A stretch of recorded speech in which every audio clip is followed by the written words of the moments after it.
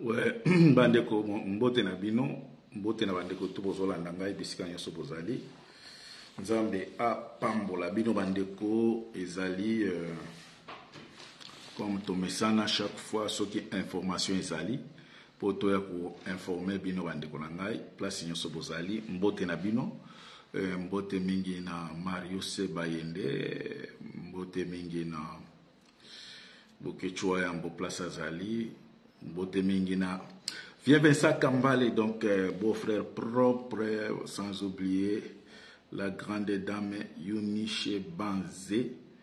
Merci mingi na bandeko tout oyo bozako la kisa bonne volonté na bino ya koleka na magasin oyo ya mwana na bino ndeko na bino oyo ngano benga la mère de la nation Yunishe Banze oyo azosala fierté ya intelligence ya commerce na kati ya Belgique azako sauver honneur pour na bandeko na biso mingi o bazana volonté ko sala commerce mais moyen exact parce que parfois ebike ba pakistanais ba osala musala na bango vraiment on a poto o esali ke cassé bandeko na biso mingi bango azosala soki ozana magasin ba ke coopérer na propriétaire au monika ka pas propriétaire na matisier le prix kaka ne basala en Afrique awa pe bazosala ngo mais et pas ya la grande dame Yunishe Banze bazako denda pour la grande dame Yunishe Banze alenda na nenga blagite donc basi ba mekaki ba yaka ya kaka tomona ba bango mais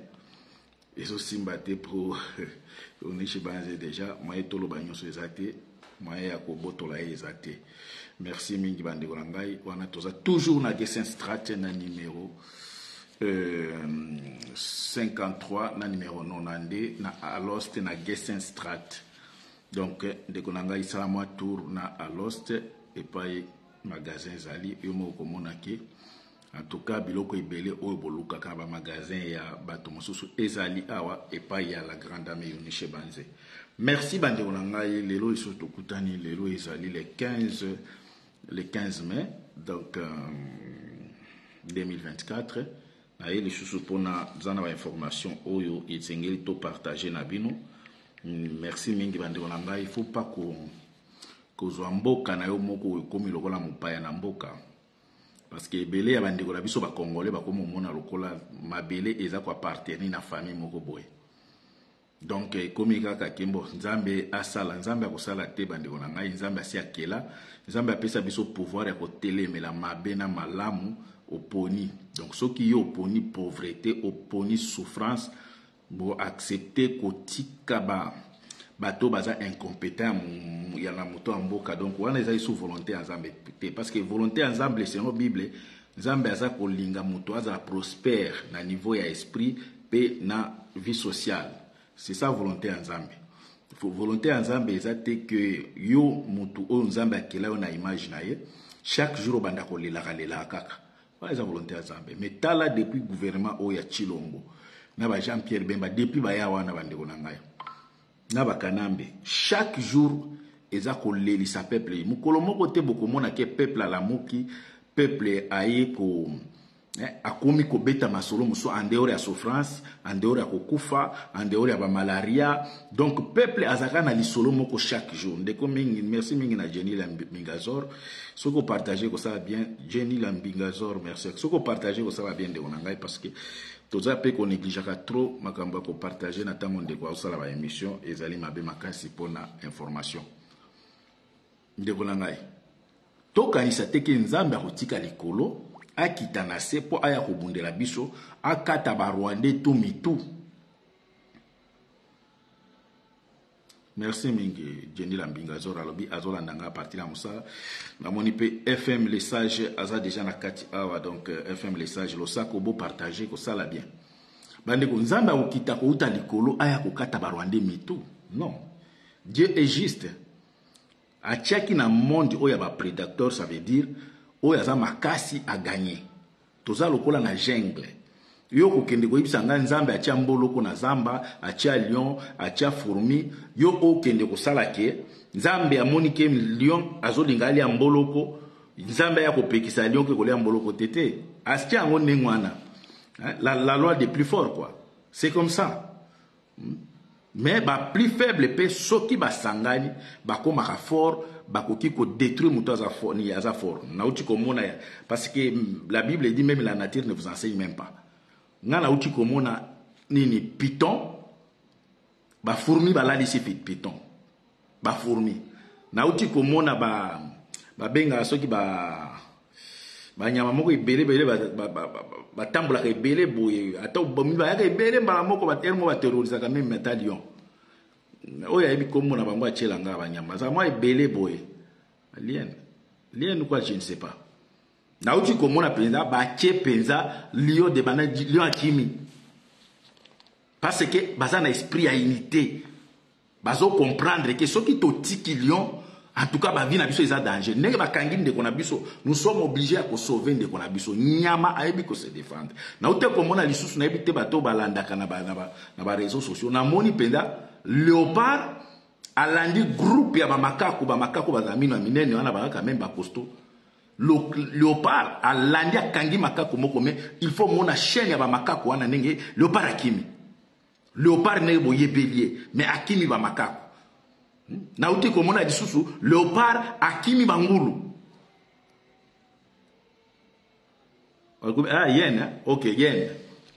Donc ba yen tellement moko bakangi balalisie ba misusu bakomi koya ti lion s'est retrouvé dans insécurité lion akimi. Pourquoi? Parce que baza conscient ya koloba que soki totiki ba bomi moko lobi ba koboma ngai. Mais comment ça se fait que Banyama baza capable ya ko comprendre que ceux qui totiki ndeko lobi ekozwangai. Mais peuple congolais ti lelo ceux qui toza ko komi lelo to komi na lelo ba vidéo belé na kati ya ba YouTube parce que peuple congolais boyo kakate bandeko nanga boza ko rendre biso to komi lokola ba YouTuber na ebité. Hein? Toza obligé chaque jour to lobaka et pourtant c'est facile. Et c'est un dessin pour comprendre que le pays va mal. Ce qui est grave, même la diaspora congolaise, il y a une facilité à comprendre, il y a une facilité à communication. Mais à côté de la distraction, il y a une comprendre que mboka na biso ni nezo ki nemabe. Mais comme aussi to komi na poto, comme déjà ba mili keza na bandako. Dès qu'on a c'est ça, c'est pas ça la vie. Honneur à mutu, respect à mutu ezaka déjà tango bazo respecter mboka na yo. Na bureau to kokota komona ke bo respecter comme kala. Zairo place nous so bande ko leka bande olanga peut-être bino ba musubo tiko voyager te na tango a Zaire, biso to bima na tango a Zaire. Okomona ke baza ko respecter a Mobutu.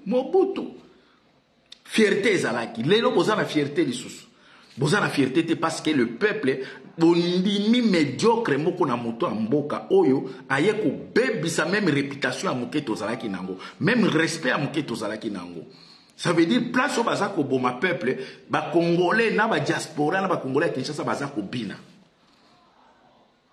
Donc ils ont senga ko biso to banda ko loba comment bande ko na biso to bokoza lokola bana mike ko lobisa ka biso chaque jour pour comprendre que mboka ezo kende mabe bazo boma biso baza ko exterminer peuple na biso. Bino moko boute ko landa dernièrement les images etambolaka comment ba Rwandais baza ko prêcher que bisika boche makolo epesa meli bino selon Bible et baza ko ba komi ko tia peuple congolais lokola ba cananéen. Ça veut dire ndenge nzambe a prometa bana Israël que ba cananéen wana bato bazo fana na Kana wana bokomona bango lisusu te donc ba Israël ba ko benga na bango na ba Rwandais na mituna bango bino bokomi ba cananéen bokomi ba géant oyo babande ko sala blocage na avancement ya ba israélien na mituna ba Rwandais na ba église na bango baza côté a déjà que Congo les appartient, leur appartient, pardon je m'excuse. Comment bande ko na biso toko yebisa bino ke ba pays ebele oyo ba Australie ba nini ba États-Unis ezalaka ya ba indien. Un Congolais de moins chaque jour sans naissance d'un autre Congolais baza ko diminuer nombre na bino bande ko nanga parce que to ya naissance comme muke to ya mortalité comme ebele parce que ba tebele ba ko bota isute parce qu'il n'y a pas la stabilité. Mais au-delà ko boma peuple wana Félix na batuna baza ko pousser batuna kati ya danse na kati ya distraction. To landa bandiko na ngai to ute ko sala émission ya ko sala appel na bandiko na biso ya Goma. Bandiko na biso ya Goma bozwa responsabilité, boza lisusu boza lokola bakinois te parce que bakinois quand même baza na bango souffrance eza nzala salité misala eza te mais bino bandeko na biso ya Goma ya Bukavu ya Ituri ya Beni boza ko souffrir double même triple je ne sais pas misala eza te masasi epai baliwa ya mbeli ya machete ya liboka epai donc boza ko subir ce qui est pire. Yango toza ko senga bandeko na ngai ya Goma. Félix autaki ko kata ba voyage na ye a ba visite na ye comme toyebele muta ba visite il fallait qu'il na Hongrie. Tango ayoki ke ba beti bombe na comment on appelle ça? Na centre ya ba réfugié, Félix alobi azongi. Azongi parce que ba bomi ba congolais. Bon, biso toneti ngai na bandeko c'est là comme Félix azongi tokomona na Goma. Bandeko Félix a na Goma te potozongi la isu di solo te. Félix a se retrouvé accueilli na Brazzaville. Abenga ki même Sassou te accueilli kaka l'improviste. Sassou akami kaka mutaza na mboka na ye. A organisé fête ya Sassou azaki au courant te. Maman ya Sassou akufa depuis 1984 et 82. De maman Sassou akufa. Depuis 1984 si je me trompe, mais vers les années 80. De maman ya Sassou akufa. Mais Félix a quelque ça la fête ya maman ya Sassou o akufa na 1984 a quelque ça la ka lobby awa. Mais na Congo to subir ma humiliation, ma mort, les massacres. Il y a des fosses communes partout, des cimetières partout. Donc, Félix a tiré pour visiter à ta fosse commune mon côté pour déclarer justice pour la batouana. Non. Mais Félix a prêt à kokende kolela. Maman ya Sassou a senga qui était qui basa lere matanga. Maman a koufa qui depuis 1984. Tango wana ba ndekonanga peut-être yo botamina noté mais Félix a okende kosala matanga ya maman akufa na 1984. Félix a kotala akikosala ngo mikolo à l'occasion de tout ça mbongo ya ba congolais ça soit bengisi était asengi était. Félix a tika kolela peuple congolais mais Félix asi akenda kolela ba rwandais. Akena muzole na nini na basala monument na bango soki muzole il y a Rwandais, Félix a se posterner devant Rwandais, à reconnaître même le génocide de Rwanda. À lobby, ce qui se passe au Congo, ce sont des dégâts collatéraux. Donc, au Congo, Félix a considéré en gros comme, comment on appelle ça, comme génocide. Peuple Zaïwa. Asil Swanate, à Jérusalem, qui a un cimetière à Jésus? Félix. Ake kolela Jésus. Ake na États-Unis ake mais oya ye moko ba mort oya Congo. Oyo allié na ye Kagame azako boma, azako exterminer na Museveni. Félix nulle part même atika même ko décréter journée de deuil. Atika même ata mukolo moko te kolobela ke ba bobi miso mingi mais to mona ki président ya Tchad akufa ki basala ki deuil national na Congo. Président de Tanzanie a koufa ki bomona ki ba décréta ki journée de férié sur deuil national.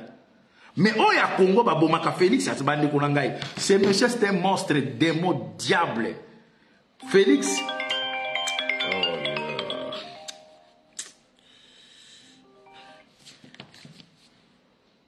mais si vous payez nga mutuna na téléphone donc azana magasin soko ya ya pa na téléphone nazo sotsa la téléphone. Boli misanga tuka bandi balanga. Bandeko.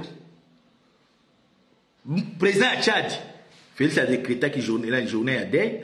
Président Tanzanie a décrété que journée à deuil. Mais bandeko na biso oyo ba uti ko beta bango bombe. Tozuka ka échantillon moko. Sur onyo so l'équipe. Oyo ka ba uti ko beta bango bombe na centre ya ba réfugiés. Félix a lobeli yango pété. Mais Félix a ko fêter.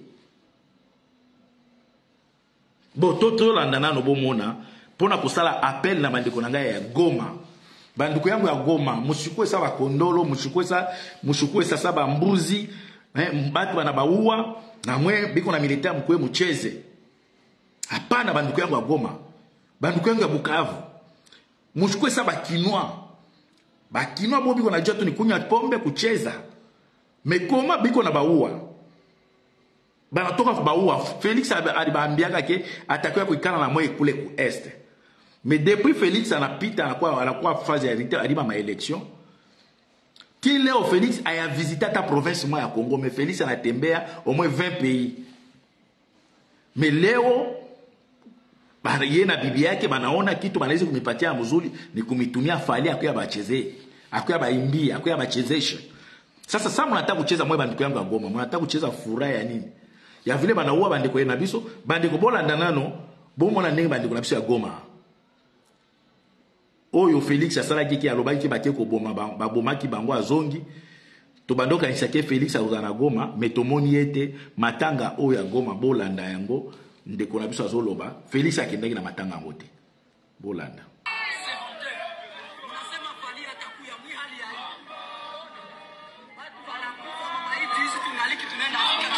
Oli msanai unasema Fally atakuya mwi hali ya ona watu wanakufa mama hizi tungaliki tunaenda fika kama nataka kukuletea Fally akipiga konseri hapo Kinshasa moyo kakate tala nenge toke iko kunga bibembe memo lingimo yana Fally hawa kotoro aya kuswa ngongo na biso moyo ngongo ya biso baba yokwa biso bayokwa atuka alinia ya kwa hata ni sadi afasi kimoni ke kotoro mbelezate ya ngone baya na Fally kotoro obala kisa afasi kimoni makronde ya utinda wala kisa afasi kimoni ke nord kimweza na kutumate biso toboi biso batu ya nord do kufa ibele do kufa tro kana tumetoka iko kuka plus de 30 personnes ya moto sengi na gouverneur ya Boko Oyo monsieur Tirimwami gouverneur ya Boko Oyo komanda ya basi exoneration baya nani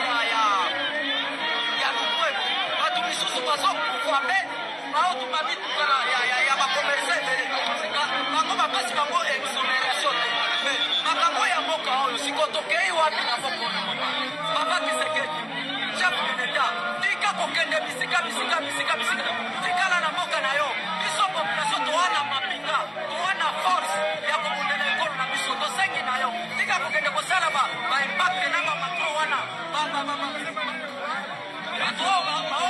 sana biso yo na moko wana ba makro wana Bo comprendre le message en ndeko wana.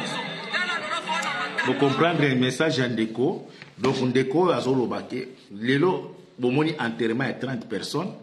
Bato yo babeta ki bango ba bombe. Bazo kende ko enterrer bango chilo mona gouvernement na ye bazate. Yango ndeko azo senga ya koloba ke bakinois boye bake bazo boma bandeko na biso na este. Au-delà de ça bazo tindela bango Fally aya kobina metala biloko uti koleka kaya ya mukolo moko bombe beta ki 30 personnes ba okendo kunda bango mais bazo tindela Fally akende kobinisa bango kuna. Fally eloko nga nazo yebisa yo petit yebake ba lwambo bakota na ba politique ba rochero bakota na ba politique mais bazo grâce na bango na nde bakoti na mabele peuple atika ko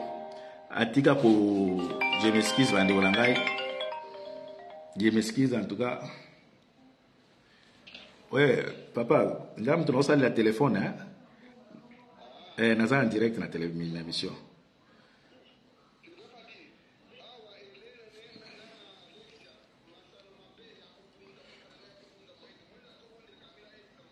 Ok, c'est là parce que nga naza liboso ya caméra donc na ok. Bande oboli misanga italaka ba devoir moko ya ko répondre les familles ezalaka. Fally toza ko yebisa ki ba rôle oyo zo sala politique okoti. Ba rochero, ba lwambo bazaka na politique, bazaka na kati ya politique. Ba bande ko bénéficier na politique ya Mobutu. Donc bazaki ba na kati ya politique na musique na bango. Mais yo politique oyo koti Fally okufa lokola nyama. Okomi agent ya distraction ya ba français na ba Rwandais na gouvernement ya Chilombo pona ko distraire bande ko na biso.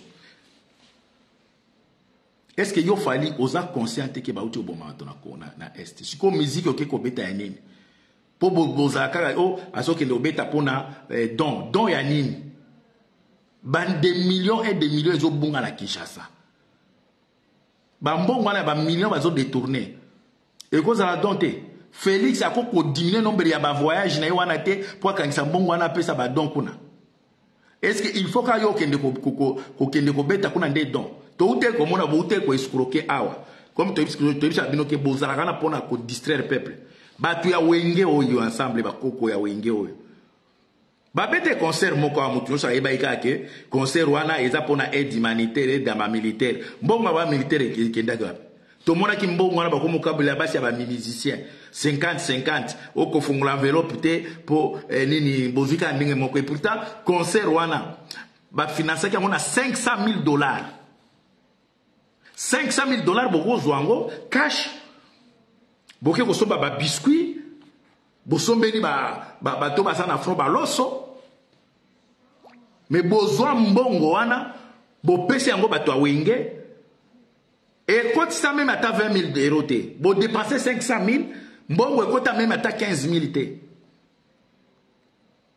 tala escroquerie lelo yo fali avec le gouvernement la bino ya miyibi ozo kendela yo kuna lisusu ko beta concert humanitaire conseil humanitaire ça veut dire de quoi? Est-ce que le peuple a besoin d'un concert? Yango no sala ba appel na bandeko nanga ya Goma bandeko ya ba mai ndeko nanga isoki ozala oyoki message de partager ngo be kata tindela bandeko na biso ya est bandeko nanga ya mai. Est-ce que bozoye bate baso sala plan pour vous désarmer et pona ko kanga bino? Bozoye bate et complice c'est Félix. Tango bozoyo ka déjà na Kinshasa ba komi kolobake il faut ba mai ba kende ko formation. Il faut ba mai ba za la désarmer parce que eza plan ya ba touti o eza ko salema ke il faut ko longola bato yo baza ko telemela armée ya ba Rwandais pour y avancer. Lelo ba komi kolobela ndenge ba poussa ba me mabino ba nini ba comment on appelle ça ba mai ba zalendo bo kende formation militaire en pleine guerre bozo militaire bo tenani ba peuple o ba simbi minduki bo tina ba mona formation po ba ya ko bundaka entre tabobo salateke nyakero ayebisa bino bitumba oyo boko ya ko kolonga yango etoko ya kolonga na bana na biso bana na bina ya nyakero bako ya ko récupérer mabele oyo bango bateki bandeko na biso ba wazalendo bo se détacher na gouvernement oya Félix ezolinga ko sacrifier bino banduko yango bazalendo ba mai mujito shekati ya maneno ya Félix biko natako ba sacrifier parce que apa balikuya apa kwa Macron alisema d'ailleurs alisema même comédien il faut qu'on neutralise toutes les forces négatives et moi mko ko ngamba ya force négative kwa kati bana sema force négative on ne parle pas de l'M23 de ADF Nalu on parle plus des autocamps ba yebo na défendre inchi sasa mungu na achilia mtu safali mwenye kona kuya na projet ya kuya ba distraire na peuple wana entre temps ba Rwanda biko na avancer. Est-ce qu'il y a kuna namuna ke en plein concert a fallu muna saboter ku saboter ni masasi kabisa na pika comme ça le message va parcourir partout ba yote batajua que ça ne va pas à l'est du pays. Mais tant que ba fali biko na kwa na pika ma concert banaenda ba jibe na kwa na pika banaenda yepeke Félix akuyake tena ku est ya kule akuyake tena Félix akuyake tena anayua sema acha kuujisha hii parti ya nchi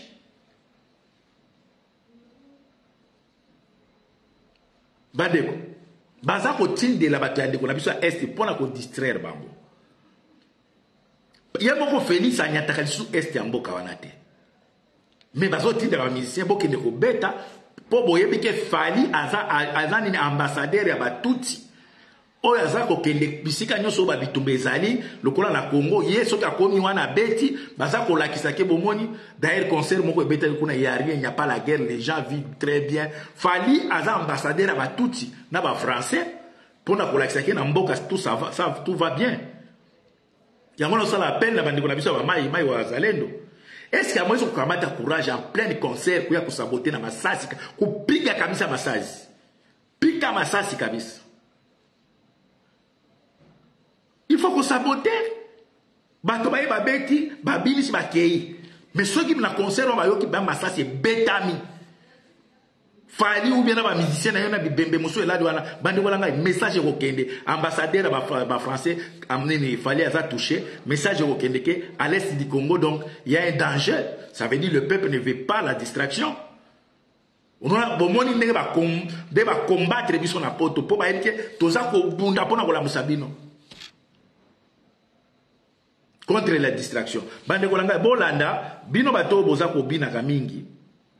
Bino bato boza pona ko bini sa peuple bomona danger oyo peuple na biso azo courir nazo kende eza image oyo na lakisa ki yango bandeko ya auto salaki na bango na bokoto mais naza ko lakisa yango pro na yebi loko lisusu na ko bakisa likolo image wana botala bandeko na ngai awa bomona ki image na bokoto mais batutu bakota na bokoto te peut-être ba muso ba mona ki te image oyo botala eloko ezo le kawa après botala suite nango ona olakisa bino bomoni image voilà chinois zo beta bozoyoka chinois ko beta kongo ba congolais bomoni hein donc zongi na tango Léopold D mais ce ko ya tango ba chinois bozomona bozomona chinois akobeta congolais na mboka na moko. Mais ces chinois ils sont protégés par les gouvernements. Oh nyonso bazo sala boy baza sous protection ya ba généraux, sous protection ya Félix, sous protection ya ministre na bino intérieur, bembotala na place oyo Félix na bande connaît ba memi peuple oyo. Botala comme quelle humiliation na moment oyo ba neti ba chinois oyo ba na Algérie ba bengana bango ba nyataka isuku na te. Mais tala comment Félix na ba allié na ye bato nenge ba so faire humilier peuple oyo. Na Congo et comme soki on a problème na libanais, chinois, indien, pakistanais ba bengi procureur, ba bengi nini bandeko. Donc peuple na biso na mboka na ya na valeur ti. Donc gouvernement moko eza corrompu, bazo moni la peuple, baza ko beta peuple, bazo boma peuple. Tandis que ba chinois on a ba mboka moso ba fungula même bambanga te lokola ba Algérie. Mais tala biloko au gouvernement Chilombo eza ko tolérer pour na nini parce que ba chinois ba ye ba sombi ba minéraux tout ba sombi tout.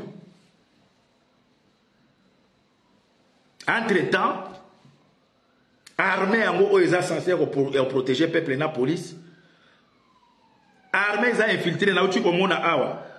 Ba Chilombo uti ko nommer un général na moni yango epa ya mama na biso politique muntu, je pense aza journaliste aza crédible. Na moni yango epa ya mama na biso politique muntu uti ko publier un général ougandais nommé au Congo comme commandant. Botala. Merci mingi na mama politique mutu. Ce qui a kosi ba kende ko kangaye parce que a commis à ça journaliste à na Kinshasa a commis ango comme ça vraiment ba kende ko kangaye ba yebi ko kangaye. Un général ougandais nommé au Congo comme commandant. Yewana.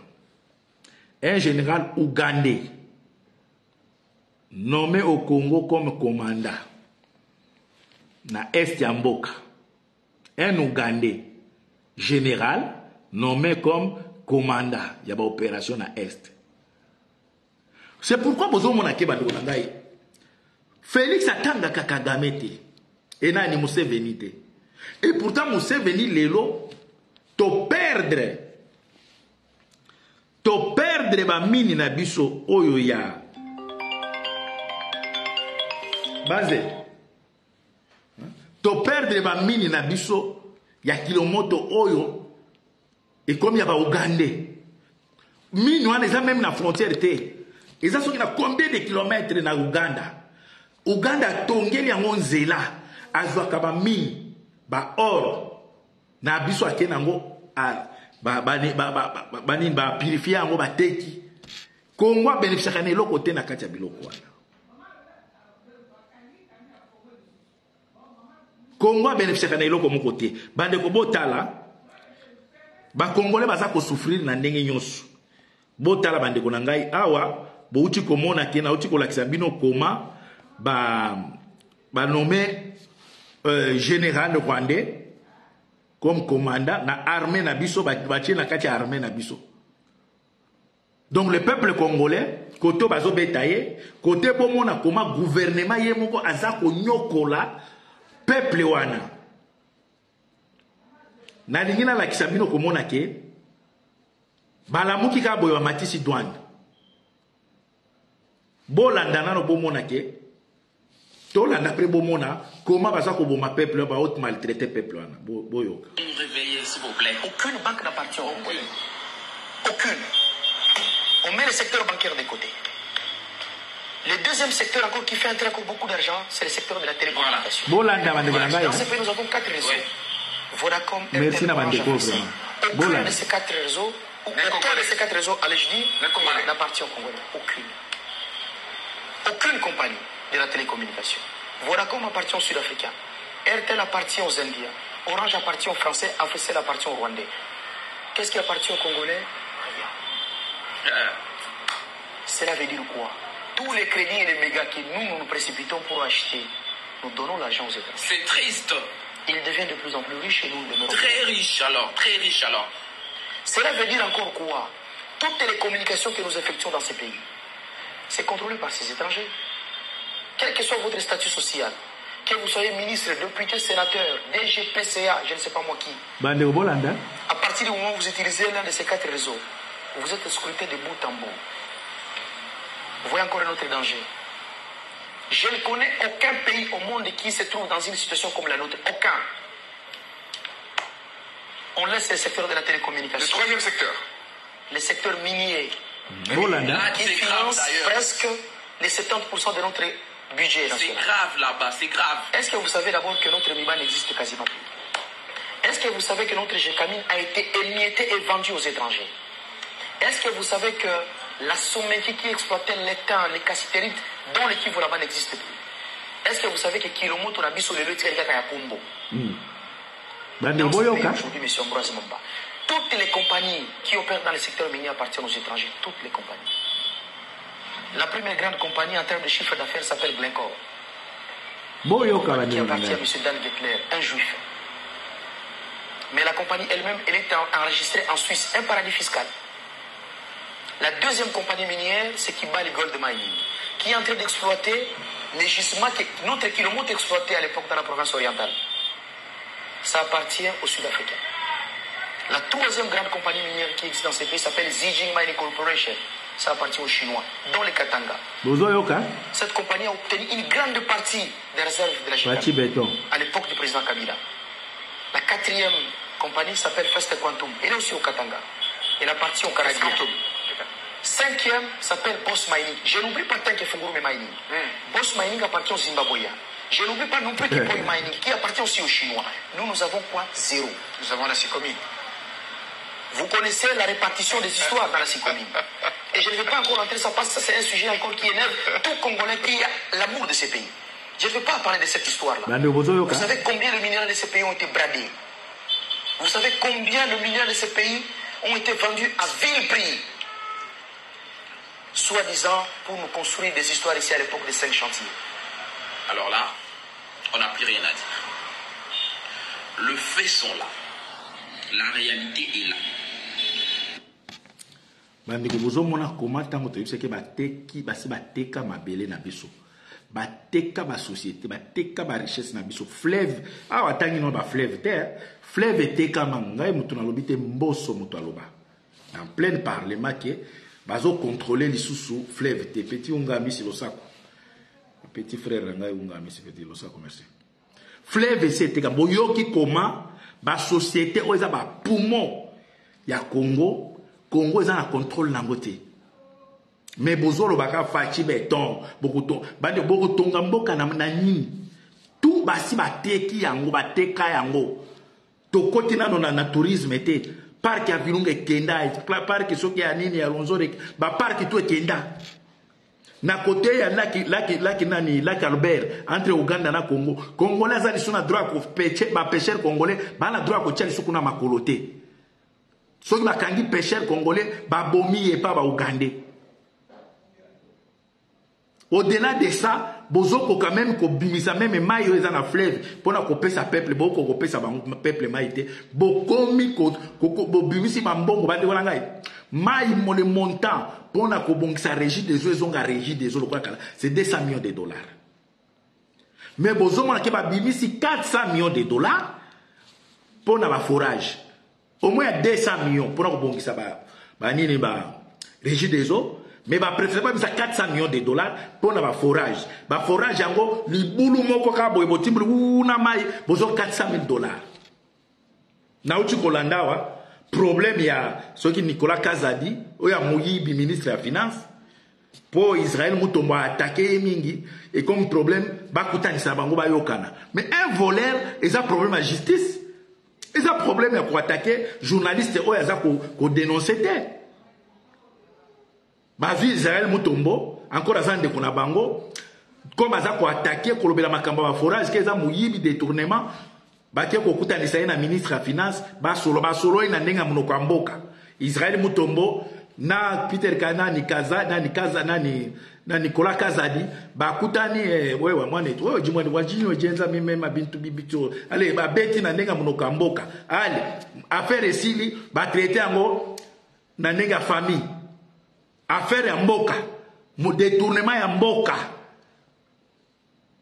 Mais bazui ni Nicolas Kazadi na Israël Mutombo, pour Israël Mutombo ça ko dénoncer. Ba kutanisi bango na Nicolas Kazadi, allez balali donc ça veut dire le problème de détournement ya mbongo na Congo et comme ko se traiter et pas ya batologola Mutombo Israël Mutombo pour aza ko menacer bango. Ça veut dire mbongo maneke ka boy. Imbattable tu l'as malosa comme Yonishi Mazaza Yoni Kamboni na Yonishi. Ok, imbattable, merci. Ça là débat émission dénoncer na no makambo ende kono pechino fallait au kendo beta na goma kuna. Aba de ngai. Donc problème na biso ya entier ya mboka na biso et comme ina no la première des choses problème à province, ça veut dire baluba et comme ina clan et continue la famille. Ça veut dire au Congo makambo ya Congo ba komi ko traiter yango na ndenge ya province. Soki likamba Congo ba memi nano na ndenga province mwane to tangila ni nini bolo ba dike ma tangila ni di ba komi donc bazu makamba Congo comme lo ba na chiluba. Soki ba moni ba sili si na suka nango ba ke ko sila ko sukile pas la reine mère. Maman ya Félix. Maman ya Félix a commis reine. Bande a commis reine, voire même à venir à oyo à venir ce qui panemi ce qui ni oyo bango wana. Ba bloka na ibandeti na suka. Pour la reine mère maman ya Félix, ça veut dire ba habitat ya venir wana, bazana accès libre li soute pour na maman mo wa koko. D'ailleurs mikolo ba yebisinga azoya awa, pour il faut ba ya kotala ko sala nini chirurgie plastique na ye. Maman Marthe. Aza rendez-vous na médecin pour la chirurgie plastique na ye. Donc maman linga zonga jeune. Mikolo azoya awa. Na yeti soka komi déjà. Maman Marthe azoya basala chirurgie. Bakangi aveni mobimba. Bakangi peuple congolais na en otage. Ba o bazana na fan na basana bafanda na venir maman Marthe baza prise en otage pour au kota kuna il faut la carte d'identité ozana area koya okoya air tardivité. Donc Félix Tshilombo na maman na ye bakangi peuple en otage. Aveni oyo ya ndako ba Tshisekedi ya Félix et comme ya maman Marthe muto okota kuna te. Dit toza na royaume te. Toza na royaume te. Tala koma boteki nyonso. Oh nano eza moke. Na matadi na oka ki bateka cimetière moko boye. Na Kinshasa cimetière a Gombe na oke bateki yango déjà. Ba terrain ba futi combien bateki. Dans oyo ka ba Kengo. Kengo aza na 15 km nalobi 15 hectares te 15 km ya mabele ya Kengo 15 km okende nango wapi lobichi Kengo okokende na mabele wana pe awa pe osokomi na poto awa mungongo nguma mi bozoko ata ko telema bien te mais okangi mabele okokende nango wapi. Tout ça parce que le peuple besoin comprendre que bateau il faut qu'on bengana bango, il faut qu'on chasse Félix. Donc cette fois-ci makambo ya komona ke changement zoya Félix a mata qui t'a changement zo salem. Mais oyo non soit à travailler, on a qui conseiller ya ministre ya défense, au ministre conseiller sur ya ministre sur ya finance. Bande tous ces gens là il faut pas subir conséquences aux amoko punition moko oyo mutu donc même ceux qui ont la chance de vivre vivant au sein de la société. Ceux qui ont un travail au sein de la bilanga. Bilanga pe au sein de la l'État a 60% de bilanga wana oyo au sein de la. Au sein de la droit pour voyager. Parce qu'ils ont un homme fort dans mboka na lokola babiso boy. To koti na kati ya ba masolo boy. Et to ko pesa présent ko ya ba boule. Okomona belé ba okufa. Ba prison na bino ya makala prison muto okoma na yokota na prison aobi na bonne santé muto akoti na prison akomi tentira kitoko muto akomi na prison azako botisa mwasi ya ndako azako botisa ba makangu muto na prison azo botisa na ba makangu na baso libanda muto na prison amelaka champagne biso prison ne kozala te bato tout au travail na Kabila bato bo travail ti lelo bo makambo échanger place na yo ezali na bilanga mo ezala kati ya mai bomoni lokola bato biso bato kote manyema na Ozaïr kuna ezala ile mo benga ile de ya lokando bake ko tika bino bozo sala bilanga soki to yebisi que par jour okosala 50 mètres ya na pa obo tu vas faire ça bokomona moibe kosila soki oza mwa munini bato pamba lokola nani o namoni ke tokopesa punition ya ndengwana nano na pesa par exemple la punition mosusu tokopesa bato mosusu omoni moto lokola Papi Tamba po azane moto jaloliste mutakanambe ye tokopesa ebe kombo akombo la kanzela awa tokomi je suis jaloliste na tongo ozana kombo obandi ko kombo la aveni ba aveni na donc t-shirt na basi ba komake je suis jaloliste wana ya mulongo ya Papi Tamba wana bato bafanda ko ya kokumisa mabe bato lokola ba pecho ya munyere wa tale yo bato ba munyere wana ye akozalate bandeko boyo kanano IDPS nazozongela na sije boyo kanano IDPS o boyoka chiluba boyoka o boyoka bichiluba te etali bino mena komeka ko beta mwa likolo po makambo o tango nazolobela ke IDPS eza bato ya koboma bamemeli biso impolitesse moko ya grave lelo mboza na pouvoir bokoki kotraite boyoka nano boyoka richesse oyo bango nazoyela makambo important tellement makambo IDPS ekoti ngai ya kolakisa ke faut bato wana bazala peza pini na ndenge ya blague te mutu lokola Jean-Pierre Bemba oh Jean-Pierre Bemba tokosotongela yo kimono ya munene t-shirt ya munene ya ba prisonnier ba combien que je suis voleur j'accepte que je suis voleur Jean-Pierre Bemba kosala bilanga oyo kolesa bato ya Kisangani na maboko 7h du matin debout Jean-Pierre Bemba bale otsala kotoyo yo mutoko mema okata lelo kuni bato wa ulamba bandi wana boko mona muibi wane kosila mboso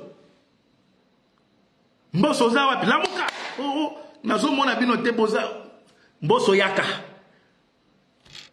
tellement mboso ayibi petro mboso yo lelo moni ba toilette twana comme oza mukuse il faut pepa ngo po lelo côté ba kende kuna eza place mulai okotambola te po mboso azana na 115 ans na ye wana okokate yo muto pepa ba toilette bande wana ngai boko mona bato ba koyiba ka souté parce que dit lelo toza ko subir conséquences ya bato ya Mobutu batikala muto aboma bango te muto akanga bango te baye ko se convertir ba komi bato ya Mzee Kabila muto akanga bango te baye ko koma ya Kanambe ti lelo ba komi ya Chilombo Donc na Congo yango moni ke baza koyiba sans pardon ba kia ata soki makambo baluki na kobeta shita sima toza koyibisa bino na tour na biso shita sima kozala te soki président na koya kolinga asa bino shita sima biso to baluki na ye.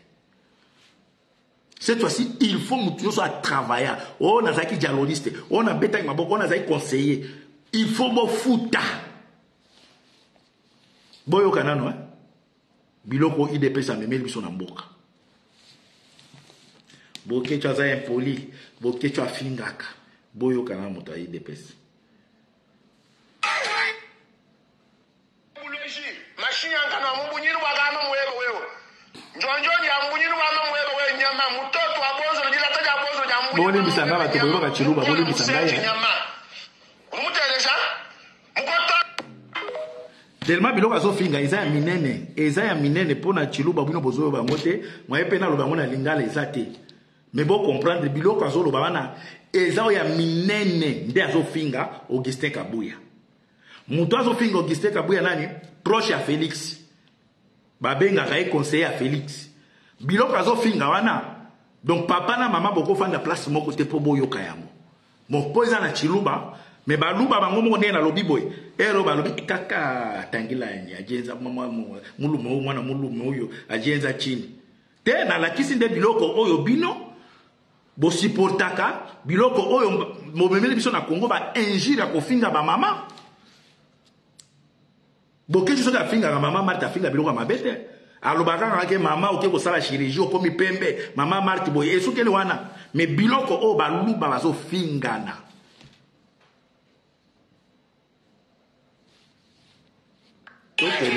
tokende bandeko na ngai na la kisabino na songe na sijo ezaki to bande koloba. Donc le peuple congolais a maltraité dans tout. Ba libanais, ba chinois, ba indien, ba zana donc ba koma ba mettre même na niveau ya ba douane. To la kisabino makambo ezoleka na est pona makambo ba douane boyoka yango bino moko. Tolanda.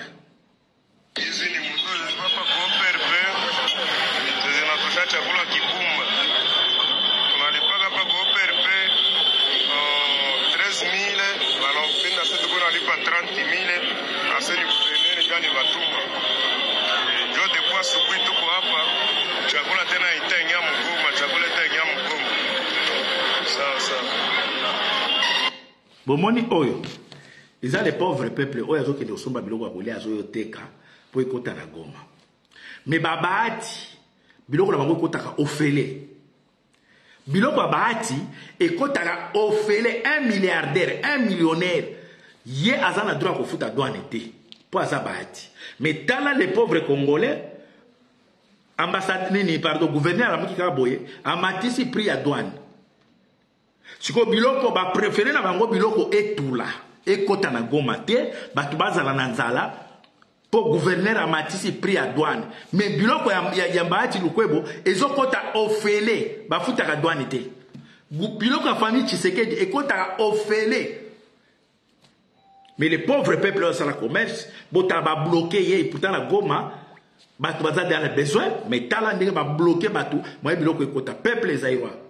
Tozo a conscience bandeko na ngai. Tozo a conscience parce que Félix na batu na ye oyo bayaki ko exterminer biso.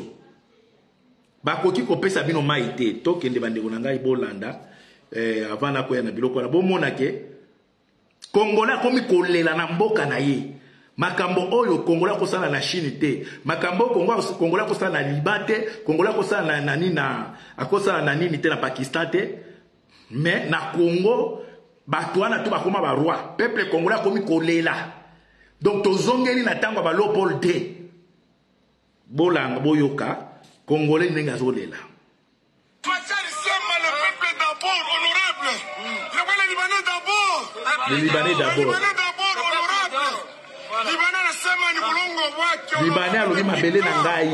Libanais comme ni bulongo honorable. Libanais komi makolo mabele. Libanais qu'on a tosha 500 camions par jour. Oyo azobisa 500 camions par jour Libanais. Fati ujukomula ala kwe fati. Bakuti satini fati we. Akula manete. Akula simanete. Akula. Fati muja bulojini muja tseni fati. Fati adini bulojini. Fati muja bulojini. Libano tu as 500 camions. Quel document voir la bande bête? Bingani. Akula mane. Kanda yos. Mubula babwe tumitimwe tujishika. Adimo yimupongo pachi adimo yom chanda. Uchukwe ibana bête. Tangila ni ba document. Fatiaji tangila ma document. Libano tu amanye ukati famille présidentielle. Libanais comme famille présidentielle bozo yoka.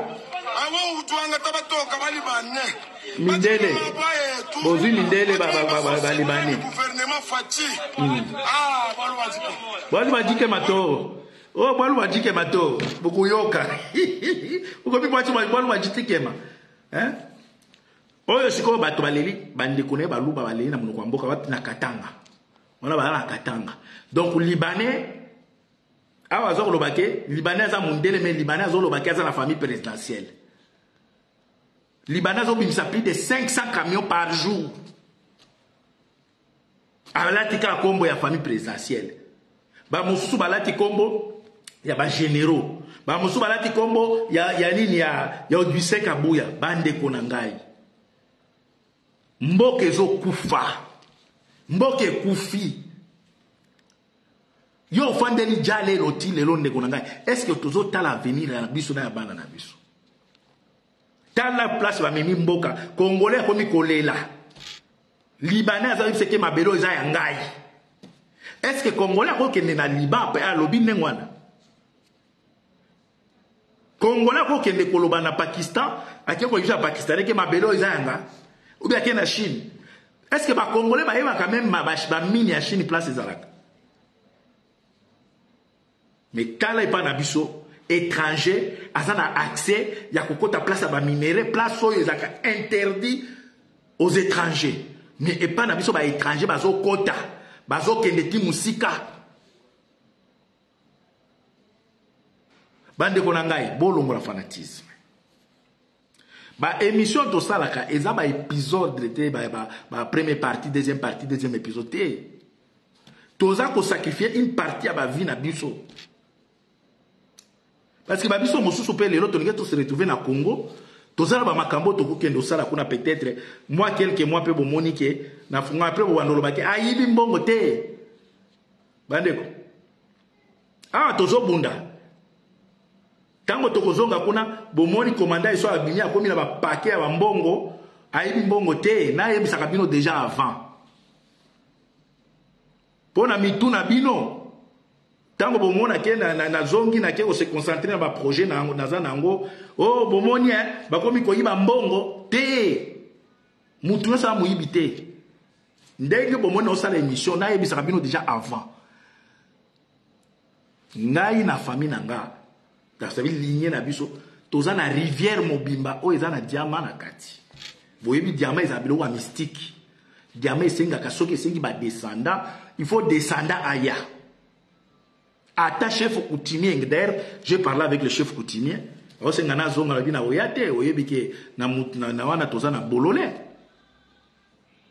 ça veut dire na richesse o ezo zelanga que jour na kokoma baza ko timbola ba diamant bazwaka ba diamant soki ba 0.25 na yebi makambo ngo pe ba diamant te ba 0.25 na 0.50 nde bazwaka mais oya minene ba esprit ezo senga il faut commander so grand prêtre akita ça veut dire na kokoma na mabele nanga na oyo na bundeli kongo mobimba na bakoko na ngai na lobika ka kinga na descendant ya tel ma ekotosa na yo za na pouvoir wana yo mutu fungula kambanga eto za étranger to kita la kisa biso e pana bino to kende place moko baloba ke sale loko moko esprit etosa yo. Ngai mai ezozela ngai mai soki na lobika na mbisi na bisike bato bana nzale fo mbisi ekufa bato balia bo pepe mbisi ekufi bozoka pouvoir ona zanango yango moni bo melika nga boko anga te po na pouvoir mo black te.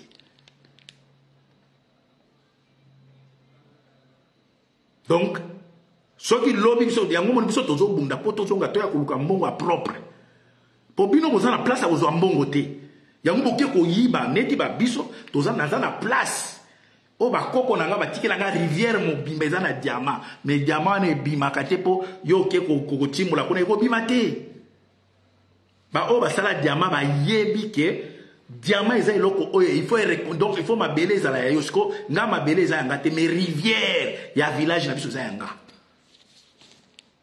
au sentir il ka sake tokokana te ezaka potango tozai bakuna ba ouverture na tolinga okende kolanda yango te mais comme te na poto to comprendre faut tozonga ba côté wana olobi tango komona ke na kiti ba côté wana ke uluka na mutoki na ngai na village na biso omoni moi sina komi soki na 5 magasins ba yibi bokosi mutu nyonso amoyibi te ngana nzana quelque part na okende uluka mbongo sabi na village na biso diamant ezali oyo ezosenga nde ngai ou bien grand frère ou bien bana na biso ya mibali oyo tozobota bakende kuna boyokaka déjà po jour bokomona yango mosusu pete okolinga okomante bakoyebisa ke non eso ayebisaki biso tokokani te toza ndenge moko te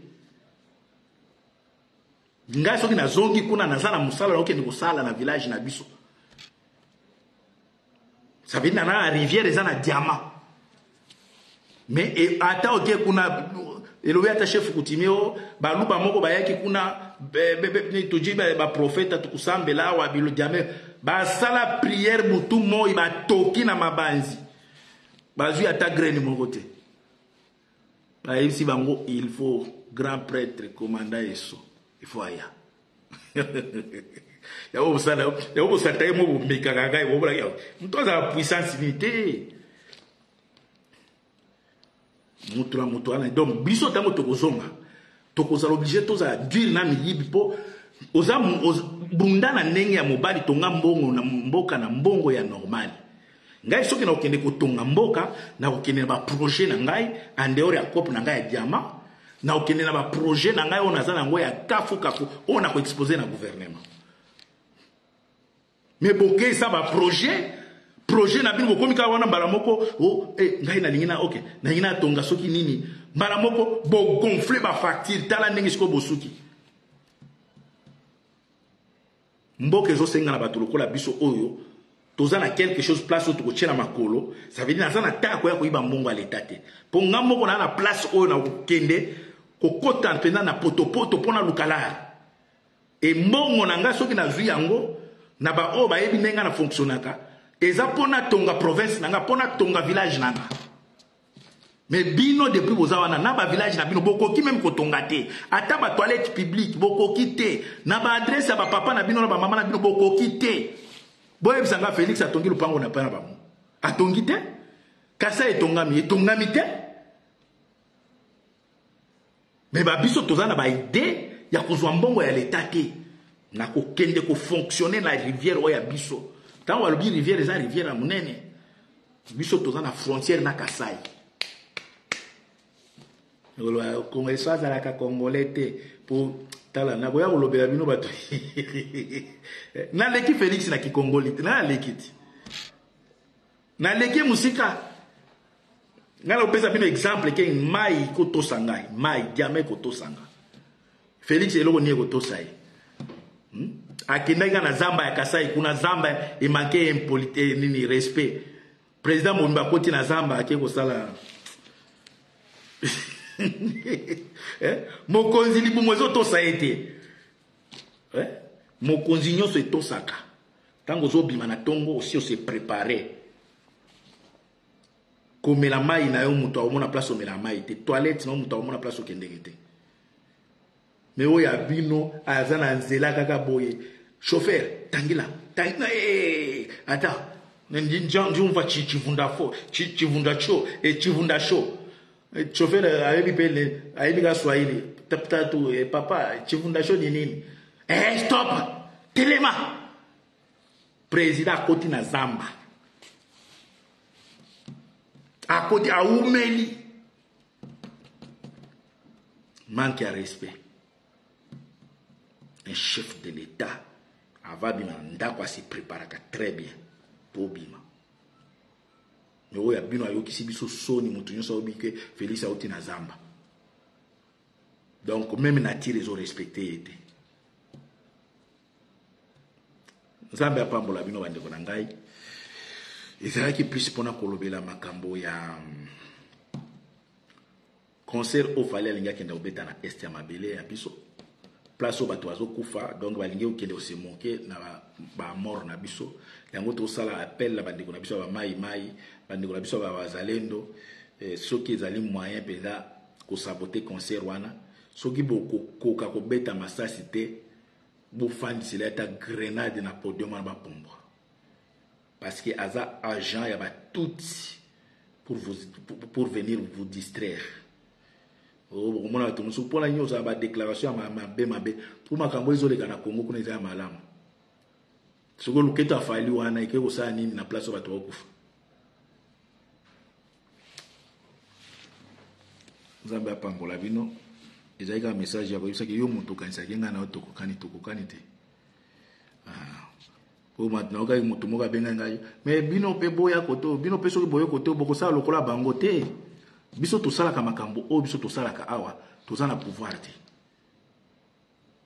eza ba Félix eza ba Peter Kazadi ba tongate na bamboka na ba village na bango na province ba tongate mais ba biso to zana mbongo ya o to ya mutoki to tongi eza bokecho za to tongi ça veut dire to za bato to zana notion ya kobongisa. Mais bato ba utu ko kita voir même ba ko tonga ba province na bango te mais tala ndenge ba tongi ba ndako ya mbangu na Kinshasa ba ndako ezanga ba toilette ezanga ba tongi bozo mona ka bino mo ba ndako ezokwea ndako ezokinde na kwea yango mo parce que ba yibi ya mbangu ba tongi ya mbangu ba immeuble ezanga ba toilette ezanga donc ba tongi kaka pour mbongo ya moyibi. Baati lukwebo wa singa za soki na 15 soki concession soki nini mais baati lukwebo ko kende nango wapi kala mingi te boye ba changement ezoya mutu nyoso asali mabe ayebake na mweke biso bato a peuple mokonzi toza na Congo te après toza na entourage ya mokonzi wa ko ya lobby te oya ko ya pona changement mais soki toza na entourage wana ko seri en tout cas boza mal barré yo mo ko mona ga ke o commandant eso yo mo ko pakati mbambo au pakati mbango parce que tu as besoin d'un mbongo pas c'est pas dire que tu as besoin d'un mbongo hein. Tu as besoin d'un mbongo mais mbongo tu mérites ceux qui congolais toi ça y na ba esprit lokola ya biso mboka nenge avancer il faut qu'on soit mbongo avec mérite ceux qui le lot tolobe ba toi Félix ko ba bande ko teka d'ailleurs na yoki ke Félix na gouvernement oyo c'est comme mais à vérifier c'est comme a olinga cha mwana nae Anthony na ministère ya nini ya hydrocarbures nini Mboso a placé aye ba nini ba ti lukwebo a placé banda na parlement Jean-Pierre Bemba a placé leki na Sénat mais bande ko nanga siko bino bo kolonini o bino bokuzo ça veut dire baza ko préparer bana na bango pour ya ko diriger bino siko mwana na mukoloni ya okoma pe mukonzi mboka parce que bato yo ba ndoki ba préparer bana na bango pour ne ba dominer bino lobi pe bana bango ba dominer bino quel que soit mal mabe ba zo sala na Congo bango ba ninga ba dominer bino pe bo fandi siko biso pa na biso ko lekate ezo lekate après ko lekapete boye ba ke bo sa ba aventure mais les jours nous amba osala biso grâce to komi na Congo je pense que mutu nyoso ya travailler na gouvernement ya Mobutu akitati na nini ya Kabila ti ya tina oya mutu ya azana pouvoir lelo en tout cas je ne pense pas que boza o pe boza na chance ya kotika na vivant en tout cas bo somba ne ba bilanga minene po bo sa bilanga bo sala bilanga tala ka se retrouver liboso na nasi kono tala yo mo mona ga ke o bandi déjà ko milongela bilamba yo moko parce que l'autre chose dans mboka wana ce n'est pas manque d'avoir des intellectuels non ce qui manque au Congo c'est l'amour des patries c'est ça qui manque aux Congolais les intellectuels ils sont là ni quoi ba français ils sont belé hein bazo beta ba français baza ko mania mona ndenge blague té mais ils n'ont pas l'amour du pays ils n'ont pas ça. Si les Congolais ont été impressionnés et complexés par oh alobaka français bien, on est sur la zone français, à zone tingisa kingo, bandeko c'est pas ça ce qui va construire le pays, c'est pas ça. Na uti koyoka président Sénégal, ba français zo beta wana mais blague te mais tala uti ko lekaka na pouvoir pas même 2 mois pas tala biloko sombi ba tracteur ba maçonneuse ba ni donc ozomona ke bato ba na vitesse mais et pas na bino depuis boyima ki ba élection depuis kala na yebisa kapnini FM les sages na yebisa ke eloko ya moyibi namoni Pedro Bodica mais c'est Bedika losako ndeko na ngai ngamu ya mbura kelele en tout cas merci en tout cas bandiko na ngai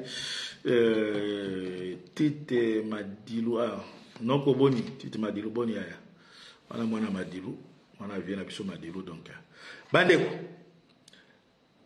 eloko ezozanga na Congo eza amour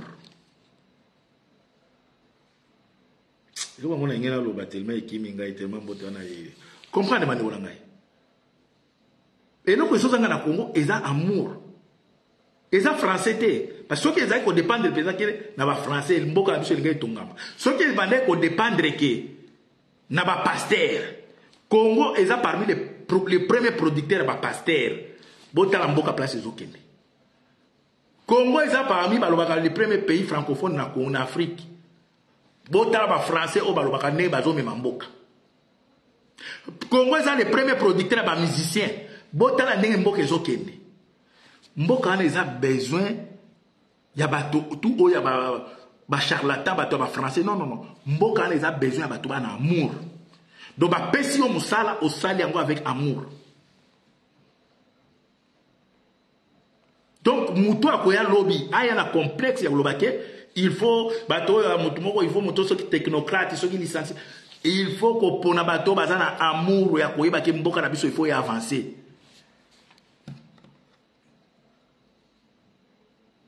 Congo ils ont un manque d'intellectualité. Mais depuis 1960, ce qu'on dit bien, bah confier beaucoup à des intellectuels congolais, mais dans la place va même beaucoup. Moutouaïbi, au moins bah le bango la lingala qui au yibi et comme non ce sont des rétro-commissions. Donc bah ça pour changer tout ce qui est le mal, bah ça pour ça la tout pour intimider le peuple congolais na bah moins français. Ba bomi bato bakundi bato en vrac au moins balobake batie bato na libulu bakundi oh ce sont des fausses communes. Congo ils a besoin bato balingi mabele Congo ils a besoin ba français belé te bande onanga. Après pour ba personne responsabilité, il faut batala nano na vie na au social. Tango zalaki na ngote osala nini? Bomoni président Sénégal balakisi ye abando sala nani bilanga dongo Oya bino siko asalani. Oya bino asalani.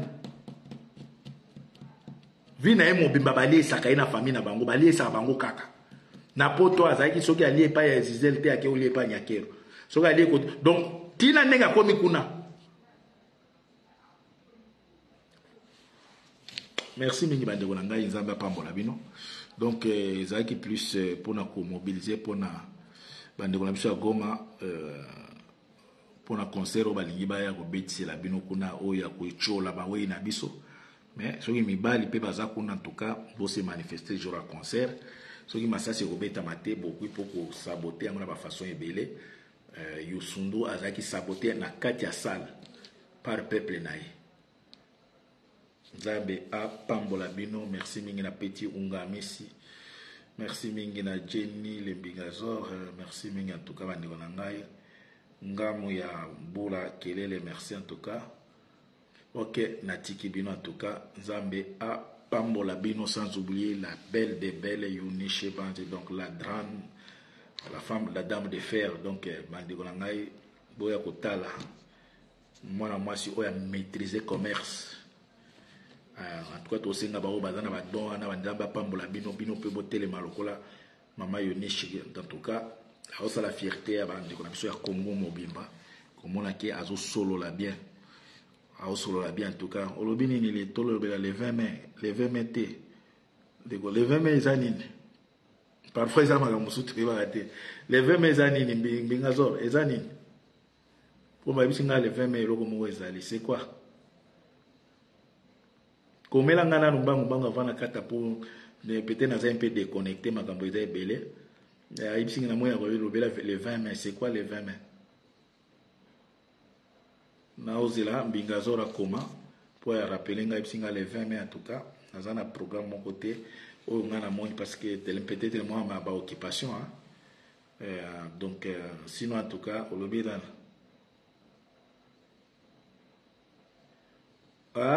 soki na te na lobela ngo te ya voilà oyebi même petit au fali concert na epi a gaz po biso to lobela ngo trop oya po to lobela ngo trop moi bato mosusu peut-être ateki na ba billet te ko makeba combataki papa tout obuna makambo mbele ba soki ba de toute façon ba komi ko betati mais toyebi ke kala mingi ta bo monde buzo bezongi ya babilamba kuswana na manini ezongi ya ezongi to sali par na biso pe to continuer to tike na no peuple après bo wewe mona réaction ya peuple nano a consommer na no buzo ba wana peuple mo balokela bango bazongi ko bunda ko fingana na kati ya nini awa momoni mikolo vitesse impolitesse bati na bato fali ya na bango mikolo pe fera epe na yeto moni buzoba ya babilamba kuswana koni ezongia mais biso to fani to yebi ke kala mingi te le peuple o ba ko balukela bino Nzambe apambola bino mama Claudine merci en tout cas Claudia maman biso donc maman Déboulonné Nzambe apambola bino donc nasili ici en tout cas émission nasisi mi émission na éviter so na bosani loko lisusu na éviter boya na epai ya mama Yunishe Banze na Gessin Strat na Alost na numéro 92 na 53 oya kosomba biloko onyoso bayaka ka Nzambe apambola bino bande na chaleur okoloba eza pema eza pema soko za na esprit te o chaleur ya makasi boto na mama Déboulonné eza chaleur ezalia Nzambe apambola bino